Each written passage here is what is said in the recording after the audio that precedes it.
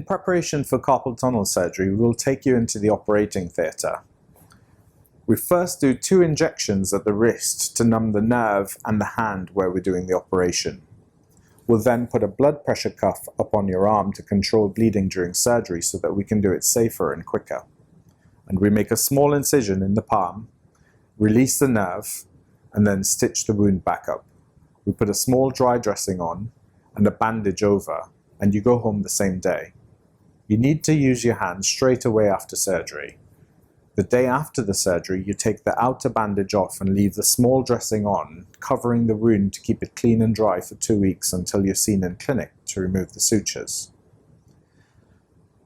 It's ideal that you see a hand therapist for some advice on mobilizing your hand after surgery and how to massage and desensitize your scar after the sutures have been removed. I'd expect you to get back to full level of activity straight away, and once the sutures have been removed, you can get the scar wet. The risks of a carpal tunnel decompression include bleeding, which is reduced by using a tourniquet, risk of infection, which should be less than 1%.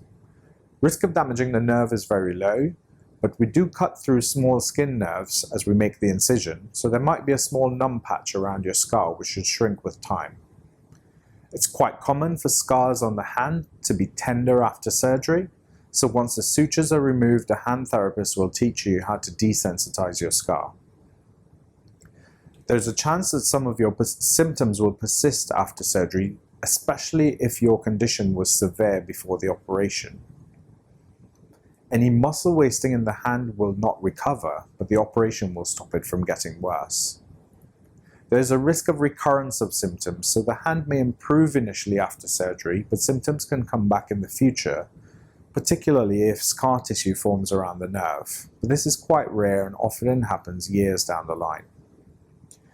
The major risk after any hand surgery is a condition called complex regional pain syndrome, where you get abnormal behavior of the nerves in the hand, leading to abnormal pain sensation, abnormal temperature sensation, discoloration of the hand, sweating or dryness of the hand.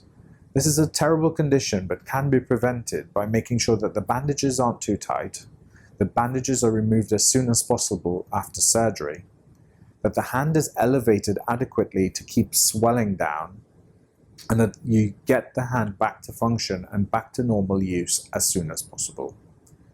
There may be risks specific to you in addition to these risks, but we will discuss them in clinic prior to your operation.